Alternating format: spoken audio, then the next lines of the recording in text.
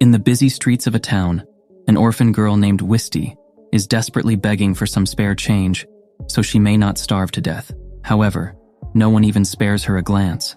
As a result, the corrupt priest caring for her punishes her, leaving her no choice but to eat the cold, hard bread that has fallen to the floor. Despite her bleak life, she finds joy in knocking on the window 3 times after midnight to meet the demon, Marbus. Just then, the priest enters her room and berates her for staying up late, reminding her she has to beg for money tomorrow. The priest seemingly does not notice the demon standing beside the girl and leaves the room. Marbus tells her she should not address the priest so respectfully, given what he makes her do. The girl insists that the clergy are taking care of her, and that begging for alms is just compensation for it. Looking at the good-natured girl, Marbus recalls the first time he met her on the streets. He had been living a desolate life, invisible to humans, while she had led a desperate one that he found hard to watch. Taking out his frustrations on her, he had mindlessly asked if she wanted to live a miserable life until she died. To his surprise, the girl had actually been able to see him. For the first time, someone had acknowledged his existence, making him curious about her. So he visited her that night. Marbus confirmed that she'd been able to see demons ever since she was born. Afraid of him, she asked if he had come to take her soul. The demon denied this and told her he was just fascinated because finally, a human could see him. Trying to befriend him, she asked him to tell her a story so she could sleep peacefully. At present, Wisy asks him to tell her a story again. She has been looking forward to it every night because she feels like she is traveling whenever she hears his stories. After a beat, he recounts that 300 years ago, he had seen one of Shakespeare's plays in London. Meanwhile, a sword-crossed knight named Snow gets attacked by a demon, but he easily kills it using his gun. However, the beast attacks again, and another knight named Taku arrives to help him defeat it. The man reminds Snow that he should be careful, as there is a high-level demon on the loose in London. With a determined look on his face, Snow vows to defeat every demon there is. On the other hand, Wisy is in awe of Marbus's story about Shakespeare. The demon can't understand what is so amusing about it, so the girl comments that because it has been a long since he has had friends, he fails to understand others. Just then, Marbus transforms into his human form and tells her that in this form, humans can see him. He has the chance to talk to others, but it is exhausting for him, so he cannot use it often. Aside from that, women tend to pursue him in his human form, so it has become bothersome for him, which makes her laugh. She thanks him for their friendship, admitting that she has always hated her eyes because of her special sight. As she can see things other normal people can't see, she has been ridiculed and ostracized. However, because of Marbus, she now looks forward to tomorrow and treasures her eyes. While walking home, Marbus wonders why he is so curious about a mere pitiful girl like Wisy, that he keeps on visiting her every night. The next day, the priest informs Wisy that he has found her a buyer and that she will live with an aristocrat instead of a brothel. He tells her to enjoy her last supper until then. Later, Wisy tells Marbus what happened and can't stop herself from shaking. She remembers when her older brother was also taken away to be sold off as a slave. She tried to find her brother, but no one knew about the mansion where he was supposed to work as an attendant. Refusing to suffer the same, she begs Marbus to take her away. However, the demon refuses, as it is against the code they follow.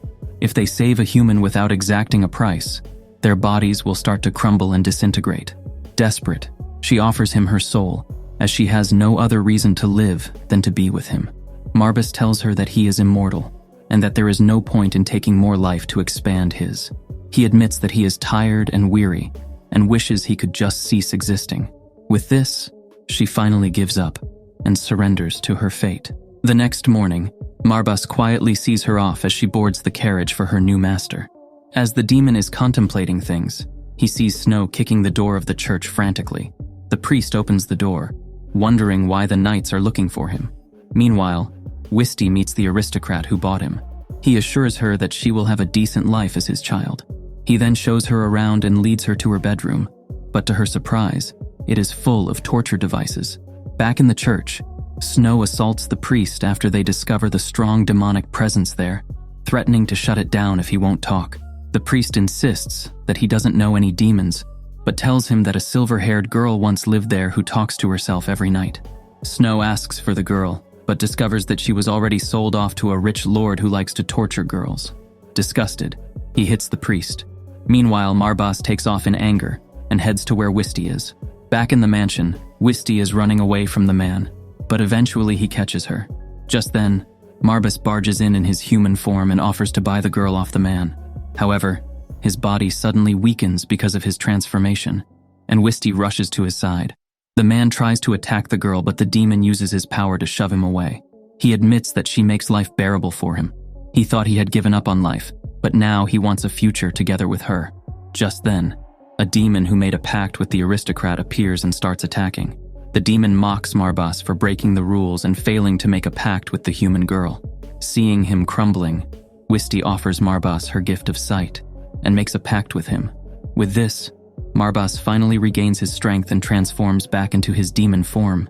The demon is horrified, recognizing him as one of the 13 calamities. Marbas swiftly eradicates the lower demon and carries Wisy out of the burning mansion. He tells her that they should plan their journey.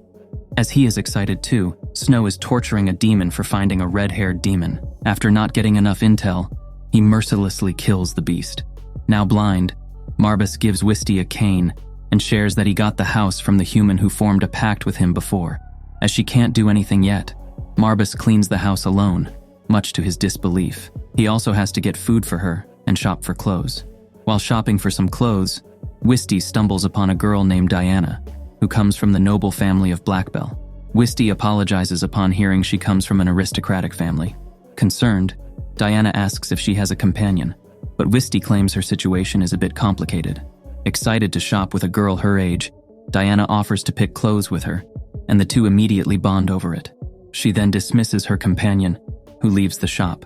Meanwhile, Marbas detects his presence and recognizes him as Naba, a wolf demon and one of the 13 calamities of the wasteland.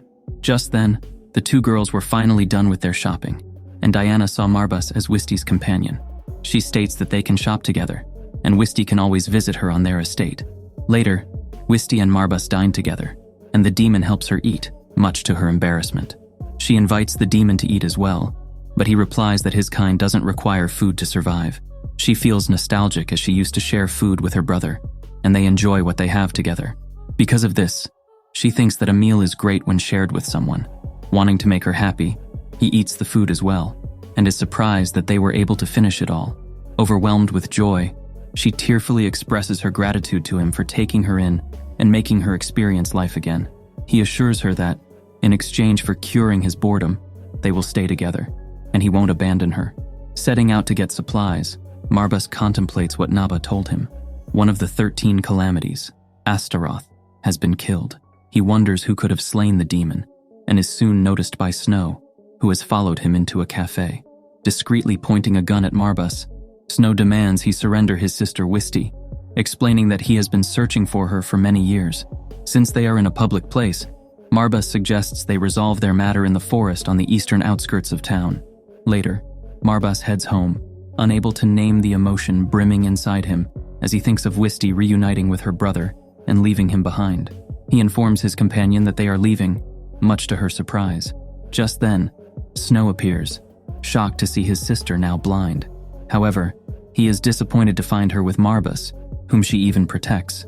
She tells him that she is happy they are finally reunited, but she cherishes them both and won't let them fight each other.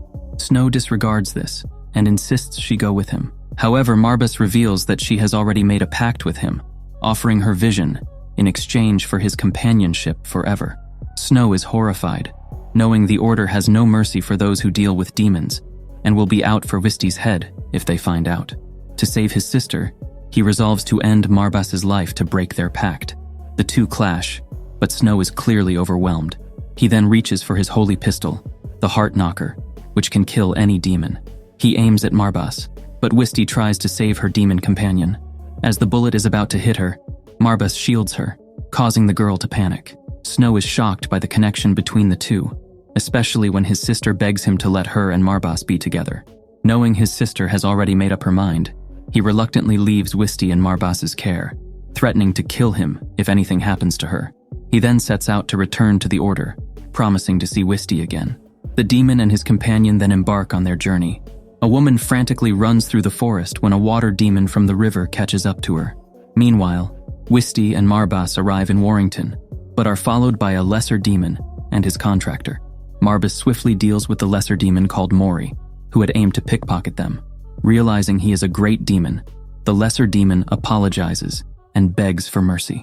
At that moment, its contractor, a girl named Hana, emerges from an alley and demands Marbas release her companion. Wisty is confused that the girl is seeing Marbas in his true form, and the demon explains to her that forming a pact with a demon allows one to see other demons as well. He then demands Hana treat Wisty to a meal after trying to victimize her in exchange for letting her companion go unharmed. Later, Hana brings them to a shop to treat them to a meal. Aside from noticing that people avoid her because of her thieving, Marbas notices something as well when she hands her purse to him. But Mori pleads with him not to say anything to her, as he wishes to stay with the girl longer. Marbas agrees, as he doesn't want to meddle. That night he tells Wisty that they will be departing the next day, as the town is busier than he expected, and it's best to avoid attention. The girl is dismayed, as it is the first time she has met a girl who made a pact with a demon, but they need to depart immediately to meet Marbas's friend living in the district of the lakes. Meanwhile, Mori is spying on them and plans to stop them from leaving the town so soon. The next morning, Marbas is reading the newspaper and sees that Hana is one of the victims of serial murders by the riverside. Sensing that something is wrong, Wisty asks what happened, but the demon assures her that everything is fine. As he tries to move, he winces from back pain caused by using his human form too much lately. Wisty tries to help him, but her stomach grumbles from hunger. Just then, Hana and her demon companion appear and invite them for a meal. Since he can't move, Marbas lets Wisty go with Hana to eat. He uses one of his hairs and ties it around her finger so they can communicate. The three stroll around the town and enjoy their day together. As the night falls, Mori brings them to the riverside to hang out. Hana shares that she met Mori when her parents died, and she had to pickpocket to survive.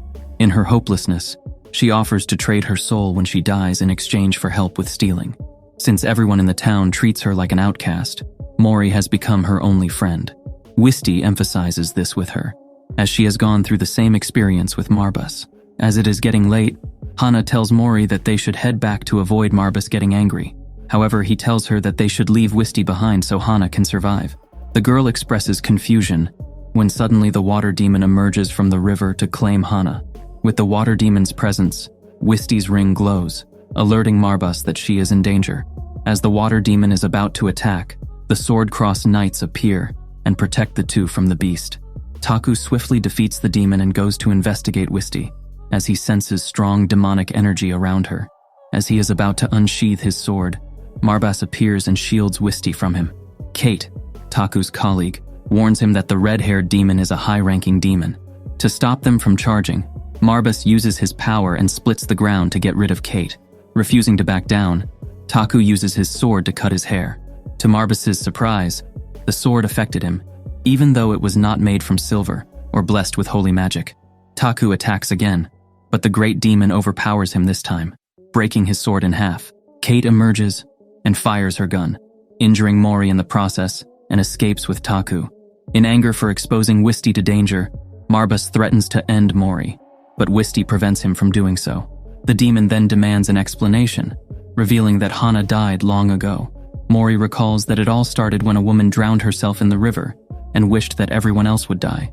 Coincidentally, a demon was residing in the river, and this turned into a contract. So Hana, who happened to be in the river at that time, was killed, and that is when her contract with Mori came into effect. With her death, her soul now belongs to Mori, and the water demon failed to collect her soul. Hearing this, she realizes that she has a purse that never runs out of money, and people stop noticing her. The demon apologizes for failing to save her, but she thanks him for making her feel more alive than when she was breathing. So to express her gratitude, she urges Mori to eat her soul so he can survive. This way, they can be together, as she will be a part of him. In the end, Mori claims Hana's soul, and she passes on peacefully. Later, Wisty cries because of Hana's unfortunate demise, but Marbas consoles her by saying that Hana was smiling when she passed on. Naba downs a man scouting for the sword-crossed knights. Diana tells him not to kill the man, but the demon calls her a softie for sparing the spy. He reminds her not to forget the reason why she summoned him. Meanwhile, Marbas and Wisty trudge through the snowy mountains to reach their destination. However, the girl suddenly collapses, much to his shock. From their mansion, Naba senses a mighty demon presence and goes out to investigate. He then sees Marbas carrying an unconscious Wisty. Diana tucks her in bed and chastises Marbas for letting her collapse due to a cold and exhaustion. Naba then laughs at him for being so clueless about humans. He tells him that they can be handfuls, so he should know what he is dealing with. Meanwhile, Snow is finally back at the headquarters and discovers that the commander is back as well, so their new mission is about to begin. In his throne room, the commander orders his knights to purge the Black Bell family, informing them he will join the assault team as well. He anticipates that they will fight against a demon on par with Astaroth, whom they captured the other day. He further elaborates that the contractor is believed to be the youngest daughter of the Black Bell family. Back at the mansion, Wisty regains her consciousness and is happy to meet Diana again, discovering that she also made a pact with a demon. The noble girl then decides to share with her the history of her family. It all began when her ancestor, the first Earl from the House of Blackbell, made a pact with a demon, and in exchange, the next male heir of the family had the ability to see demons. With this ability, their family served as the royal family's official means of negotiating with them to avoid getting assassinated using demonic pacts. For generations, they were the defenders against the unseen hands that would hurt the royal family. However, eventually, the Sword Cross Order was formed with the goal of hunting demons. Along with this, her brothers didn't inherit the ability for some reason, which caused the assassination of an aristocrat in the demon's hands. Her brothers then take responsibility by ending their lives, but their failure has already tarnished their family name, and the Sword Cross Knights have taken the opportunity to act. Since she made a pact with a demon, she anticipates that the Order will attack anytime soon, and suggests that the two guests evacuate soon. Later, Marbas apologizes to Wisty for rushing her during their journey, which caused her to fall ill. He promises to be more patient and to wait for her from now on. He then observes that she seems indifferent about preventing Diana's fight with the Sword Cross Knights. Wisty reflects that it is not something an outsider should interfere with, as it involves honor and pride. She only wishes that her brother and Diana wouldn't clash during the battle. Just then, Naba shows up and tells the two they should go as the knights arrive earlier than they anticipated. In a room, Diana welcomes the knights and greets one of them, Stanley. Another knight named Shura attacks her, but Naba arrives just in time to save her. As he is a great demon himself, Naba easily overwhelms the knights. Diana reveals that her wish is for the royal family to acknowledge her family's value once more. She urges the knights to leave and tells their commander that he should not trample on her family name. Just then, a barrage of swords flies toward them, and Naba uses his body to shield his companion. The commander steps forward, mocking the girl for what seems to be an easy defeat of the demon. Diana urges Naba to wake up, and as he opens his eyes, he charges at the commander, dealing what should be a fatal blow. However, to his surprise, the knight is unaffected and fights on par with him, wounding him with a holy sword. Watching from the sidelines, Marbas is shocked at how the fight unfolds. He then rushes onto the battlefield to everyone's surprise, slapping Naba and mocking him for letting a human get the better of him.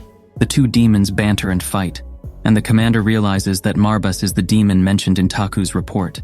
He asks Marbas if he is there to help the demon wolf, noting their apparent camaraderie. Insulted, the two demons attack him together, but the commander withstands their assault. Realizing he is now facing two formidable demons, the commander negotiates with Diana, expressing his desire to end the battle amicably. Diana concedes. After the fight, Wisty tells Diana that she is happy everything went well, and the noble girl comments that she feels better with her friends, much to the annoyance of the two demons. The next day, the group makes their way to the commander's residence, with Naba posing as Diana's older brother. She reminds him to act as a kind and cool-headed nobleman. Unbeknownst to them, Snow is tailing them. Upon arriving at their destination, Naba, in his human form, introduces himself as the head of the Black Bell family. The commander, eager to address the matter, reveals that the queen has ordered the purge of the Black Bell family, much to Diana's surprise. He explains that after the family failed to prevent the recent demonic assassination, the queen deemed them useless. Furthermore, their ties to demonkind marked them as a threat, hence the decision to purge them. However, he proposes that he can bring back their former glory and appeal their case to the queen if they nullify their agreement with the great demon. However, Diana refuses, saying that their honor holds more value than her life. The commander calls her foolish for making such a decision, as she will be trapped in an endless war with the order until she dies. As they leave, the commander signals Snow to assassinate the head of the family after the negotiations fall through. Internally, he's against the order as the girl reminds him of Wisy and finds her noble for not killing anyone from their side. In the carriage, Diana praises Naba for his convincing acting as her brother. She remembers Wisy having a brother as well, and she asks about him. The girl shares that her brother has a cold exterior, but is kind and always puts her first. Meanwhile, outside the carriage, Snow is aiming his gun at Diana, ready to pull the trigger. He fired but hesitating, so he missed the shot. At their camp, Taku warns him against showing mercy to the enemy after he gets punished for what he did. In Black Bell's mansion, Marbas informs Naba that the enemy will most likely attack again during the night. They discuss Diana's decision to fight to keep her family's pride, despite likely dying on the battlefield. The wolf demon admits that she is foolish for choosing her honor, but it is what he likes about her too. Wisy overhears this, worry etched on her face. As night falls, Diana and Naba wait as the enemies march toward their fortress. Silently, Diana reflects on how grateful she is to have met Naba and Wisy, thinking fondly of their times together.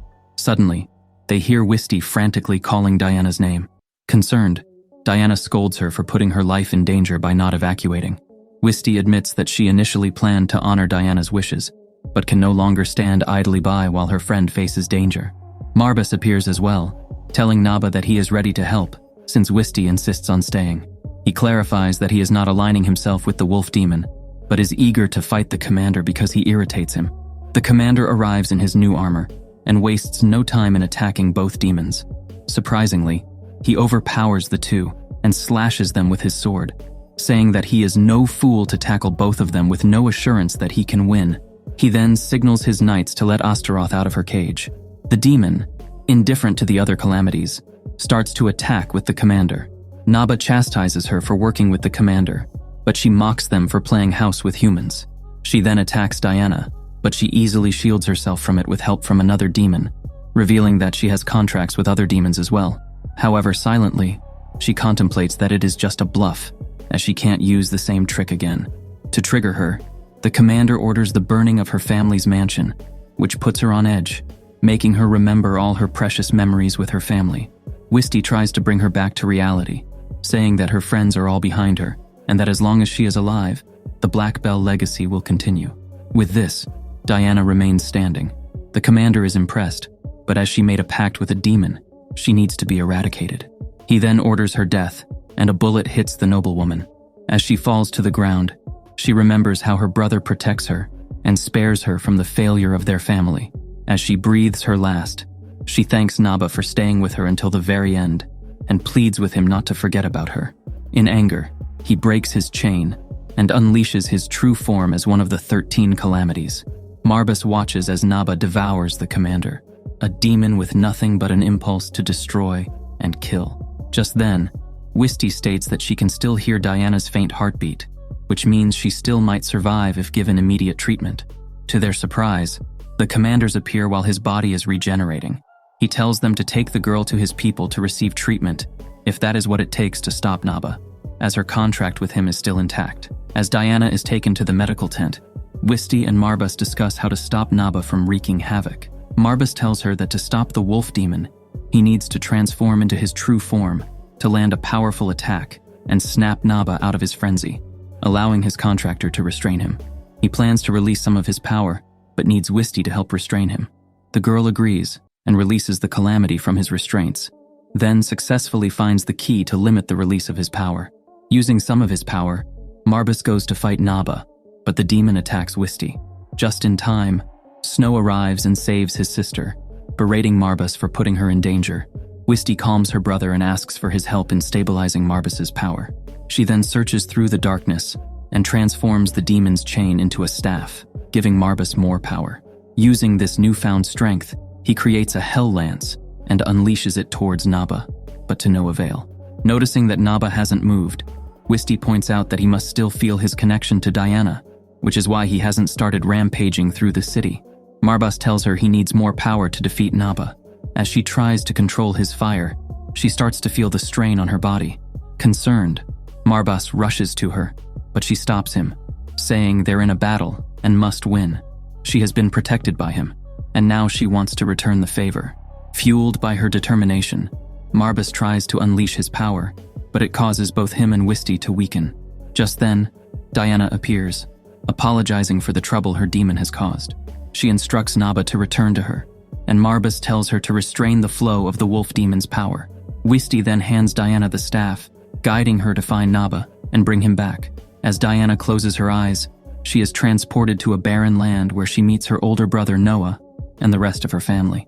Noah reminds her that they are all dead, but have left their memories with her. They then vanish, replaced by a black key in Diana's hand. She wakes up in the present to find Naba back in his wolf form. Wisty collapses from exhaustion, and Marbas tells her to end the limited release of his power and bring him back to his normal form. However, she refuses, sensing the commander's presence approaching. The man reveals himself, surprised that Wisty can detect his presence. Snow is also astonished, knowing the commander joined the order over 40 years ago, yet he looks young. Wisty demands to know who he is, as she can clearly see him in her subconscious mind. He reveals that he was once human, but met a three-eyed demon as a boy and wished to be the strongest. As a result, he neither ages nor dies, growing stronger with every battle. He introduces himself as Adam. Impressed by Diana's bravery, he tells her he will report to the queen that she is already dead and argue to restore the Blackbell family's honor. Stopping a rampaging demon is his order's ultimate duty, and he shows respect to her as a worthy foe. The next day, while Diana recuperates, Naba praises her for successfully restoring her family's glory. Overwhelmed with happiness, Wisty begins to cry, and the two girls console each other. Two demons, Citri and Dantalion, gaze out at the sea.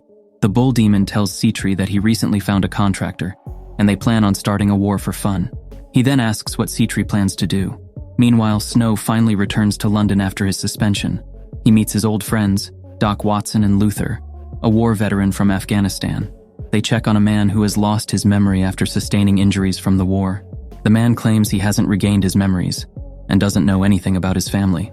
Concerned, Snow asks if anyone is looking out for him. Luther smiles and assures him that he's being taken care of. Later, the three friends say goodbye, but Snow follows Luther and aims a gun at him, demanding to know why he is associating with demons. The two demons, Citri and Dantalion, appear, impressed that the knight noticed them. They capture Snow and take him to their lair. While Snow is bound, Citri asks if he would like to form a pact, noting that his friend has one with Dantalion. He wonders if a pact is something so precious that a demon would give up anything for a human. Meanwhile, Wisty and the others arrive at the Lake District. Marbas and Naba doesn't get along again. As he and Naba banter, Diana enthusiastically calls them over for their picnic. The two girls enjoy each other's company, while the two demons can't help but bicker and mock each other. As they stroll around, Citri suddenly appears and greets them. Diana tries to ignore him, but Wisty senses that he is not human. Citri comments that she is sharp like her brother, catching her attention. He then offers to form a pact with her to save her brother, revealing that he has him captive. Just then, Marbas and Naba appear to protect the two girls from Citri. He then shows his true form and flies back, amused by how flustered his peers are when it comes to their humans. The lion says he's there to borrow the censer of mists, but it's already been lent to Dantalion. Briefly explaining the situation, he tosses Snow's pendant and earrings, again asking the girl to choose between her demon and her brother. However, she refuses to negotiate with such a brute. With Marbas's questioning, he shares that the other calamity is planning a war. In the city, Taku enters an odd alley, where he encounters Luther and Dantalion. The demon is amused by his perceptiveness, and the veteran is delighted to fight someone strong. A fight between the two men suddenly ensues, and the contractor's inhumane strength takes the Order member by surprise. Luther brings up how the captains of the Order are supposedly capable of single-handedly defeating greater demons. That said, Snow wasn't the one who told him, as the captured member had been stubbornly quiet about the Order. Provoked, Taku strikes harder, hacking away to make Luther kneel. Taku is knocked back by Luther's inhumane strength. Considering the wounds he dealt, the man shouldn't be able to fight, but there he is, bearing down on the swordsman. The veteran says that the war made him accustomed, and pain feels more natural than anything. As such, he wears a military uniform, desiring to start another war, but Taku is driven by his mission to protect his people from demons. Meanwhile, Dantalion revels in their fight from above, now having expected such a wonderful show from the beginning. Fired up, he releases his demonic form, but assures them that he won't interfere. Just then, Luther is shot in the leg by Callum, who's managed to find his captain. The uninvited guest enrages Dantalion, who jumps down to kill him. Unfortunately, the demon only shouts in anguish, as he instead hits Taku, who dashed in to save his subordinate. While it's regrettable, they're certain that the two will be useful as members of the Knights. Meanwhile, Citri invites everyone to London, saying Dantalion would be delighted, adding that it might be Wisty's last chance to see her brother. Marbus asks why the demon would concern himself with a war. It comes from his curiosity about why they're fighting for such nonsense. Wisty agrees to go to London, determined to save her brother. As Marbus vouches for her strong will, Citri flies away, expecting to have more fun with them around.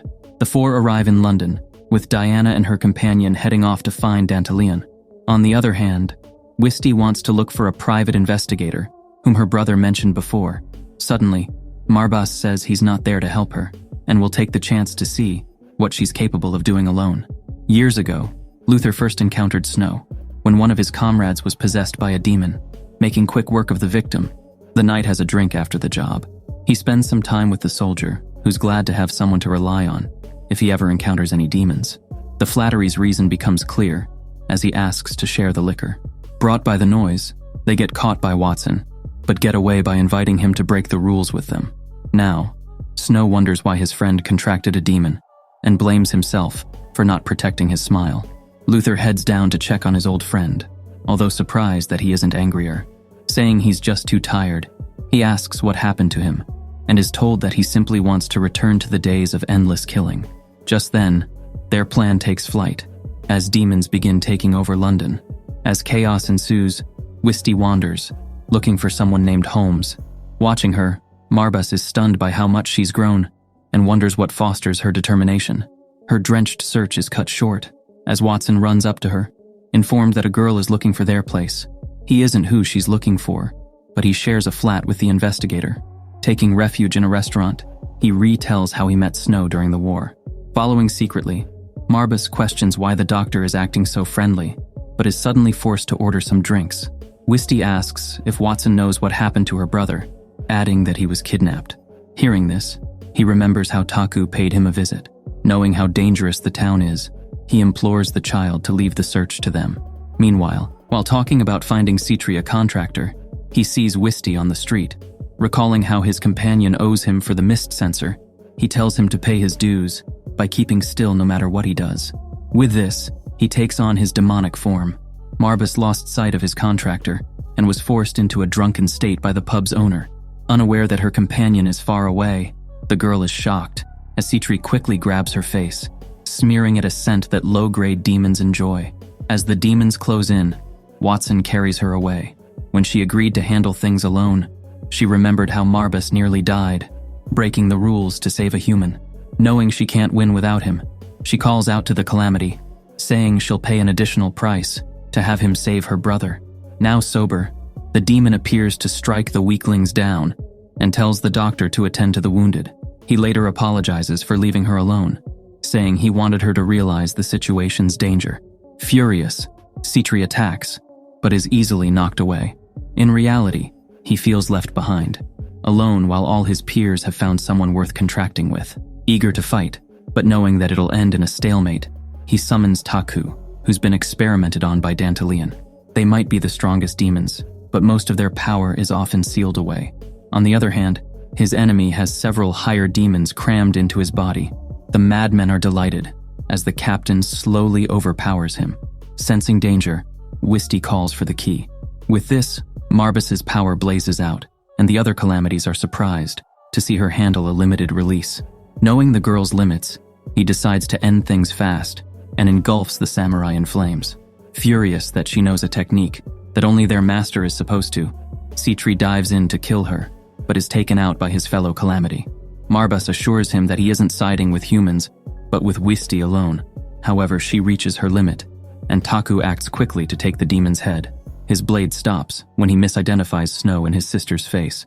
The two run away. As Citri gloats about them being driven into a corner, Adam suddenly appears and cuts his wing off. Observably stronger, he sees what they've done to Taku and hacks the demon apart as punishment. Enamored by his strength, Dantalion shows himself and uses the mist to save Citri for now, leaving the possessed samurai behind. The two watch the show from far away, finding it amusing that they want to save Snow, who's getting turned into a demon as they speak. As Wisy falls, Taku suggests that he and the commander fight, after taking the remaining calamity down. Although disgusted by the demons possessing his subordinate, he accepts the proposition. However, Marbas has had enough of repulsive humans, who grow arrogant from a power they were merely gifted with. Asking his contractor to humor him for a tad longer, he releases more of the limited power and takes on a demonic beast form. Making the gap between them clear, he implores the other two to leave, adding that the captain is unfit to lead if he cannot even understand the girl's intentions. With this, the pair disappears, and so does Taku. With Dantalion helping Luther recover his memories, he recalls how he came from a relatively ordinary family, and that his days were quite happy. That said, he prefers the way he is now, and decides to stay that way. Once he remembers everything, he'll cast his old self out and continue to seek war. Dantalion is overjoyed, and they look forward to fighting together. Meanwhile, Wisy wakes up in a room of the church where she met Marbas. She finds it strange how she used to be completely closed off from the world. Now, she's surrounded by wonderful people and has even met her brother again. Regardless of losing her sight and constantly being endangered, she's been extremely happy ever since meeting her companion. As he keeps protecting her, she tells him to rely on her occasionally. That said, Marbas says Snow has beastly overstepped this time, earning him a scolding from the girl. As her family is extremely important to her, she suggests that they have a proper conversation once things settle down. Wanting to make it happen, Wisy tries to leave, but nearly collapses.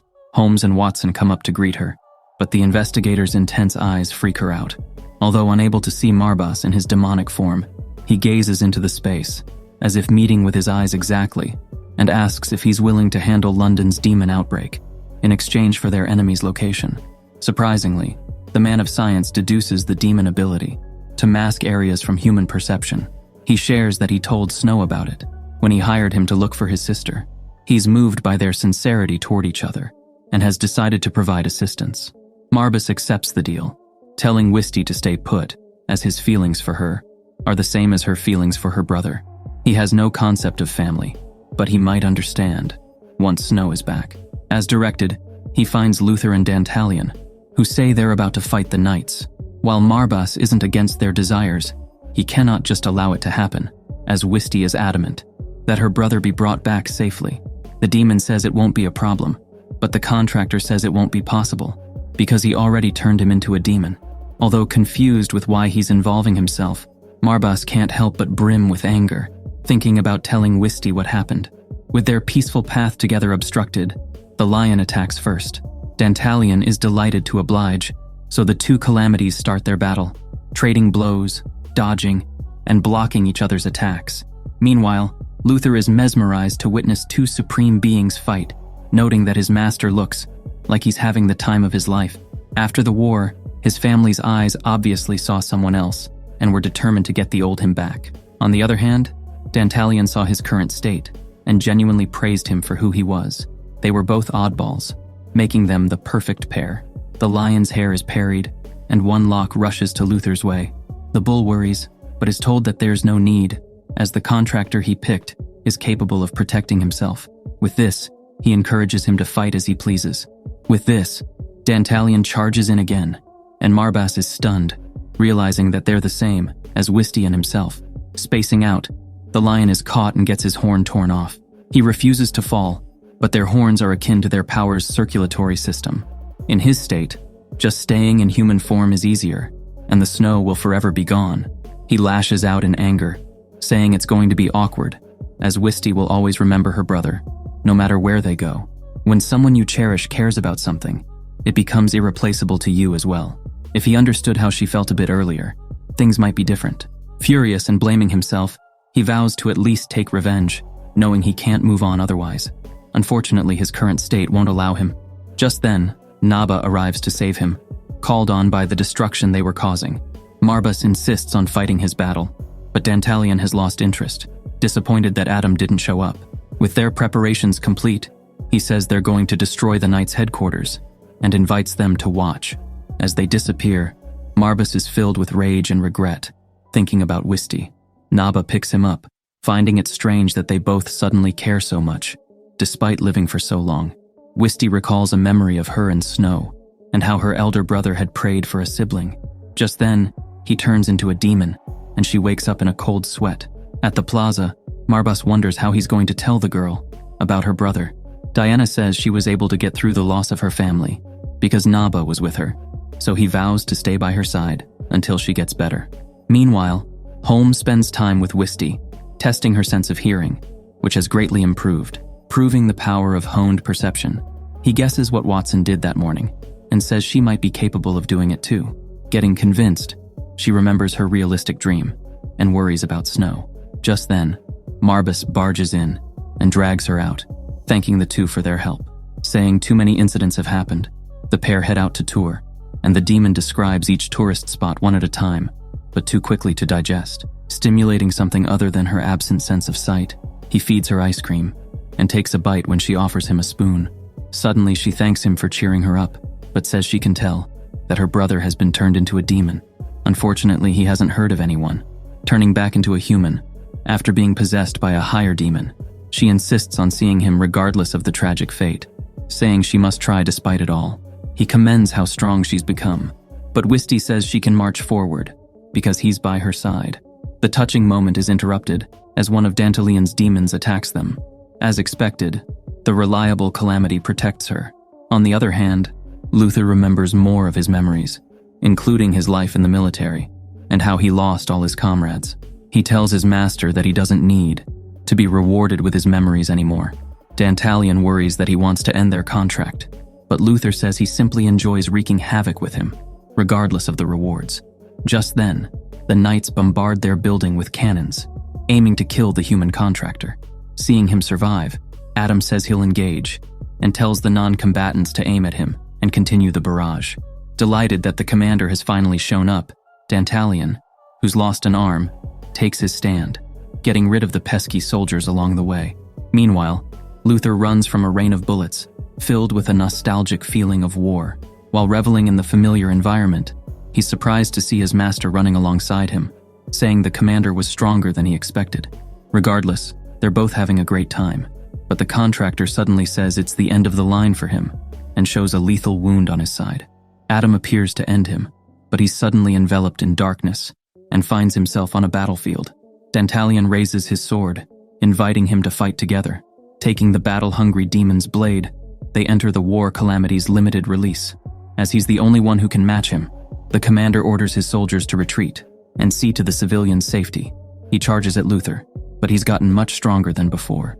Surprisingly, Dantalion has the ability to strengthen his allies and erode his enemies' will to fight, driving them into a state of terror. Although Adam isn't affected at all, the demon's brute strength cuts him in half. Blades rain down on the army, killing several in one go. As Lucia is about to meet her doom, the commander appears, unarmored, and stalls to let her escape. He might be carrying a lot of baggage, but they're the reason he fights. His leadership ignites the soldier's passion, allowing her to attend to her orders. As Dantalion moves to kill her, the two other calamities appear to stop him. All the contractors are there, while Citri and Astaroth watch from above. They find it laughable that demons, who are supposedly solitary creatures, must latch onto a human to unleash their true strength. Naba is itching to start a fight with Adam, but Diana stops him, saying her house wouldn't hurt someone who's protecting innocent lives. Calling on his logical side, Marbas instructs the commander to protect the contractors, while they subdue the raging calamity. Given his stacking injuries, Luther keels over, but he tells Dantalion to continue fighting, just like a real general would. As such, he lets blades rain once more, stalling his enemies, but suddenly dispels the limited release. Settling for a draw, the injured pair retreats. Adam is surprised that a demon would prioritize a human's safety, but Marbas went into battle already expecting this. The commander blames himself for the number of people who died, and tends to the fallen and possible survivors. Wisy expresses her desire to save her brother and insists that she be taken to the headquarters. At the Knight's base, an old woman briefs the members on the dire situation. While it's a great opportunity to exterminate demons, she encourages them to stay alive. With the warning of continuing their battle at the headquarters, the Knights there prepare for battle. Deputy Commander Iberta is called to action as Dantalion and his demons arrive. Giving clear orders, she leads the Knights, but is then informed of the main party's appearance.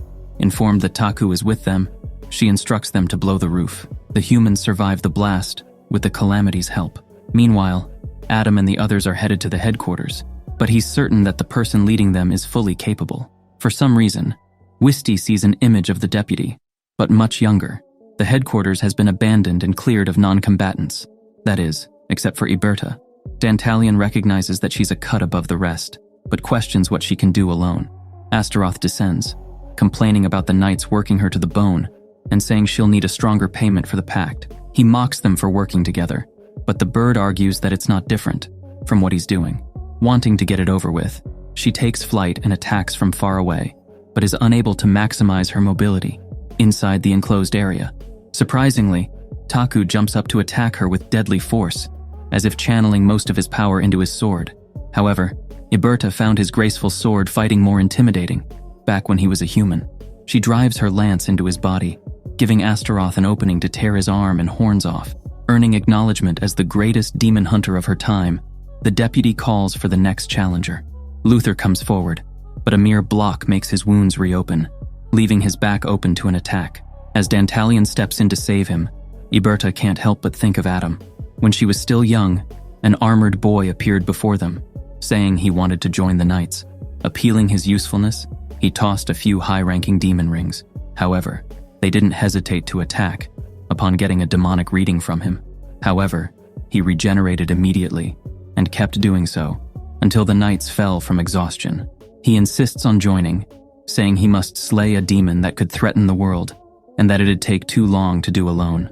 Although they didn't accept him, Adam insisted on following, eventually getting humored by Iberta. As she asks that he take his helmet off, she realizes that he's just a boy and vaguely says to leave things to her. From that moment on, she taught him many things, including combat, life, and finding a place to rest his heart. Eventually, the boy rose to become the Knight's commander, with Iberta as his deputy. While he never wanted the top spot, he has something to protect, and it's his avenue to do that. She wanted to leave the headquarters intact for him, but she has to take the enemies in front of her down, and consequently lighten the load on his shoulders. As Luther begins to see himself as a burden, she insults the failed soldier more, mocking his purpose. However, he says they'd never understand the feelings of someone the war forced to be an outcast. Wanting to show her, she calls to Dantalion, telling him to turn the key, regardless of the consequences. Obliging, the calamity releases his power, and his roars reach Wisy, whose heart feels the incoming tragedy. Soon enough, both women fall, with Astaroth not even putting up a fight. However, Iberta stands once more, refusing to fall so easily. As Luther moves in to end her, he's suddenly knocked away, as Taku regains his senses. The key is knocked out of the contractor's hand, and the deputy is glad that the samurai is alive. With this, she signals Astaroth, who flies him to safety. Meanwhile, Adam stops the carriage, as they see demons gathering in one spot. As Wisy says it might be related to a scent Citri mentioned, he recognizes her sensory abilities. He asks her to identify the source of the oddity, offering a way to restore Marbas's horn.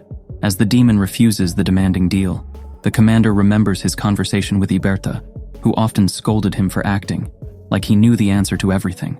Taught that his real value will be measured by what he can do when a dire situation comes, he unmasks himself and asks that they help him save his people.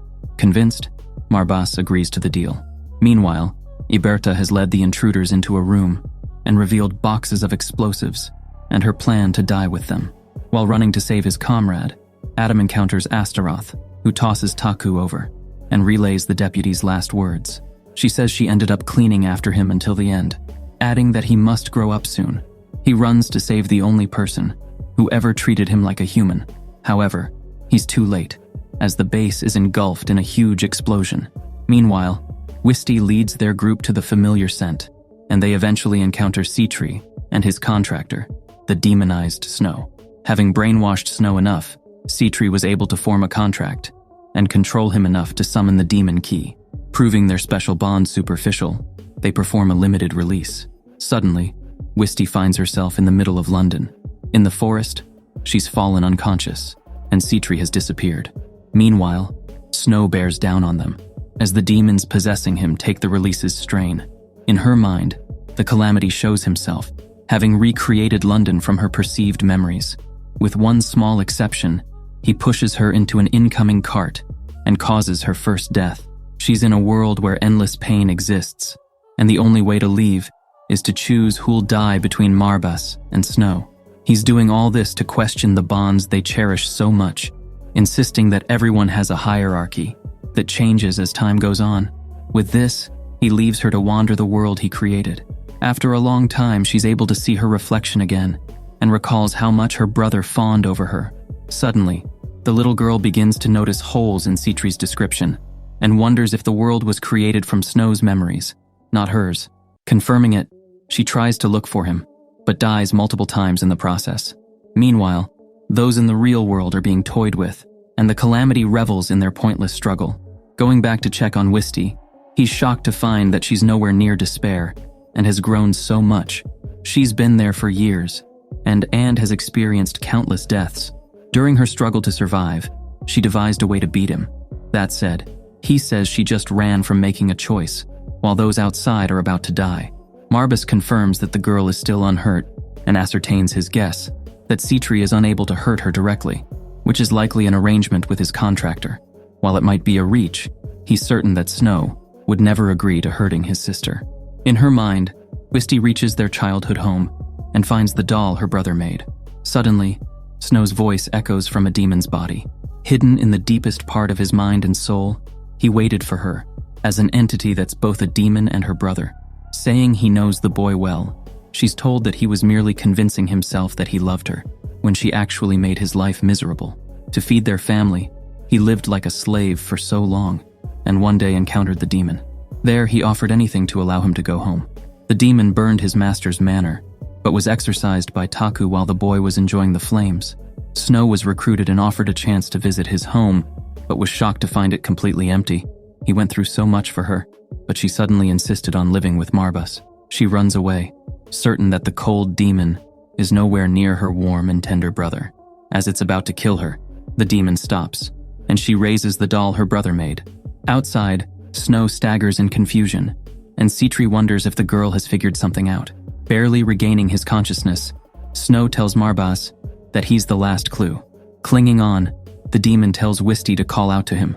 Understanding what to do, she makes another pact with the Calamity, offering her sight in the inner world, like she did before. With this, he appears by her side as always. According to their bet-like pact, the brother would be deemed the winner if the demon inside him was successfully exorcised. With this accomplished, Citri is incredulous. He engulfs Marbas in darkness and drags him into his memories. There, he asks his peer about their master, but he doesn't recall much, aside from his importance to them. As such, he shows him their past.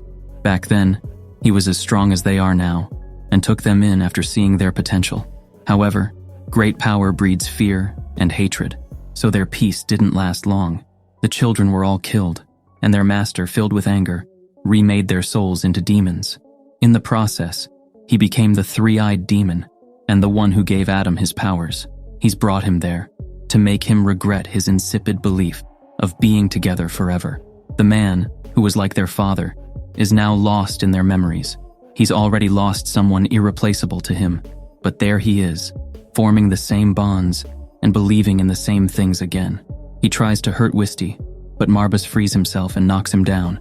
He acknowledges that he might forget everything one day, including the little girl. That said, none of it is pointless, as the threads of experiences and feelings shared with others all weave into a chain, serving a point of their own. Suddenly, Citri gives up, saying he's grown tired of everything, and will return to sleep until he feels like fighting them again. With this, Wisty and Marbas return to the real world, where Snow is also back to normal. After surviving the blast, Luther emerges from the rubble. Seeing Dantalion turned into stone, he believes that he sacrificed himself for him, but is surprised when the statue moves and speaks. Still alive, he notes the group walking toward them. The veteran sees Wisy, and one look is enough to make him acknowledge her resolve. With this, the two perform limited releases, and the calamities roar with power. Snow protects her sister, but Marbas is still too worried, so he drags Dantalion far into the forest. The two are left with Luther, who forces his old friend into a fight, one he always wanted to have. Meanwhile, the bull raises the topic of their contractor's inevitable deaths, for whatever reason it may be. His, in particular, understands this well, so they live every day to the fullest. Still fighting hard, Marbas admits that he's thought about it, adding that the reason he fights is to ensure that his time with Wisy lasts as long as possible. He unleashes a blazing lance at his enemy, but the power recoils on his contractor. While it pushes her to the limit, Luther is well capable of withstanding the strain. He dashes forward, slashing at his friend, who's still wondering how things turned out that way. That said, he's thankful for Snow and Watson, as they were the only ones who treated his new self the same. They helped him pretend to be normal, at least until Dantalion came. The knight knows he was a fool, but the thought of never drinking together again broke his heart. He didn't treat him the same out of pity, but because they're friends. His words make Luther step back, believing that he's full of lies. As he screams in fury, Dantalion's worries about his contractor's life, but the veteran insists that anything worth doing is worth staking one's life for. With this, the calamity roars, releasing more power than ever. Burning without restraint, the pair aims to conclude their lives while at their zenith. Luther nearly dies from the release, but Marbas is now unable to do much against his demon. He's completely outmatched, unwilling to use more of his power, as it'd endanger the little girl. Dantalion aims at her, but Naba arrives just in time to save her. While they bicker as usual, Diana says it's time to repay her debt, performs a limited release, aiming to buy the lion some time. While the canine does his best, Wisy calls to Marbas, telling him not to worry about her. Together, they prepare to cast a hell lance. As Naba is about to get overpowered, Astaroth appears to provide backup, on the order of her new contractor, Adam. Having brought the remaining knights, they open fire. The distraction takes Luther's attention, allowing Snow to land a blow and separate him from the key. As such, the calamity begins to lose control. Wisy is barely holding on, but she insists that he continue. Deciding that there's nothing more to be done, Dantalion prepares to raise the entire vicinity. Looking at her friend, who allowed her to grow into the strong girl she is now, Wisy confirms that she's no longer alone, assuring her that she'll always have them beside her. Marbas flies high, determined to continue living a happy life with his contractor. He unleashes his hell lance, which clashes with Dantalion's powerful blast. However, the lion's flames blast through and engulf the bull in a blazing fire. As the sun rises, Dantalion says goodbye to Luther, expressing how happy their time together as friends was. With this, the defeated war calamity passed tastefully. Although the battle was over, it left the city and its people wounded. Fortunately, Holmes said that humans are surprisingly resilient. Luther lost memories of the war, including those of Dantalion. On the other hand, the odd pairings are together again. While Naba and Diana are looking for the three-eyed demon, Marbas wishes to find the other calamities and ask how they're doing. Just then, Snow and Taku appear, now completely recovered, and say they've been ordered to keep an eye on them. It was the commander who gave the order, but it was actually Marbas's new demand for their pact, as his horn healed on its own. At night, Wisy and Marbas are able to spend time together, just like old times. Recalling the moment Dantalion vanished, he asks why she cried. She admits that the thought of it happening to them brought her to tears, and asks if it's strange to think about. He shares that he's also been pondering the idea, along with recovering her sight, and wanting to pass before she does. While confusing questions riddle their minds, it's perfectly fine. Their very relationship is far from normal, so spending their night quietly and sharing it with their friends is something joyful. With such thoughts, they thank each other for their companionship and walk through the lovely night hand in hand.